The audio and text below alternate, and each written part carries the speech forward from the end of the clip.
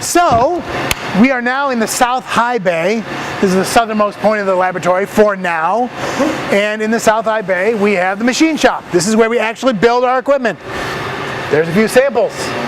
We're carving parts out of copper, steel, titanium, and niobium. The superconducting metal we've been talking about. So back here we have a lot of mills, drills, saws, lathes, the usual things you would expect to build your equipment. We have 8 full-time journeyman machinists working 2 shifts. We're like a factory. We have to build a lot of our own parts. We're reconditioning parts, replacing broken ones. Lots and lots of work to be done. And one of the fun things is, it's almost never the same thing twice. Because there's so many different and proprietary parts, there's always new challenges. And actually, this is a very interesting place to work for that reason.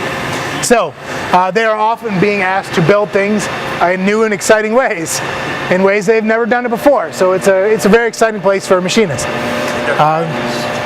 Oh yes, we patent quite a bit of stuff as well. But again, the entire start to finish sort of food chain is in this building. We're inventing the conceptualizing the parts. We are engineering them, mechanical design, machining, welding, it's all done here. Well, how many parts do they bring with them rather than doing it here? So we do bring in some stuff from outside vendors. I mean, the guy wants to do it. Oh, okay, good question. So it used to be actually that some experiments would bring in their own detectors. And that almost never happens anymore. Because we have enough really good detectors on every beamline that they just use ours. Exactly. We did use quite a bit of that before actually. But yeah, so nowadays it's pretty much our own stuff.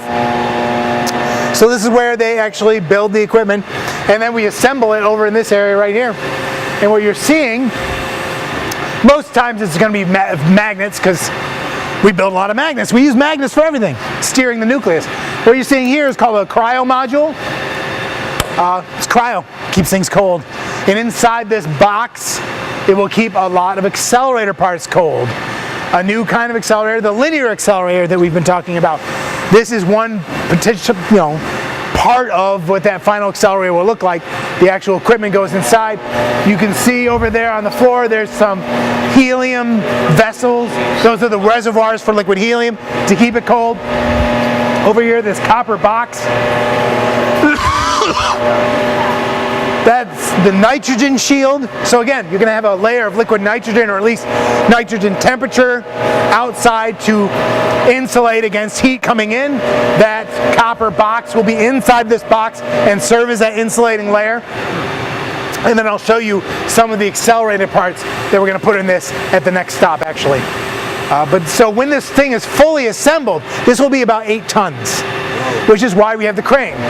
That's why we have big rooms everywhere, is these cranes roll up and down everywhere within these rooms and left up to about, well, this one does 30 tons.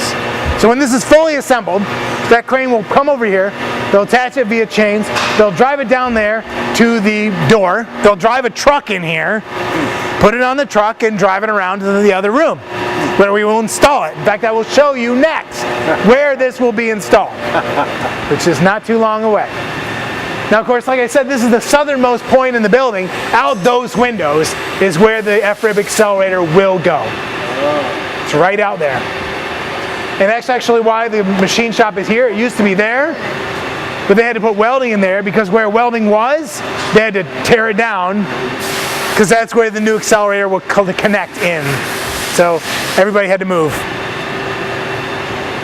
So this is where we build the future, ladies and gentlemen. The future. It's right here. That's where we're doing it.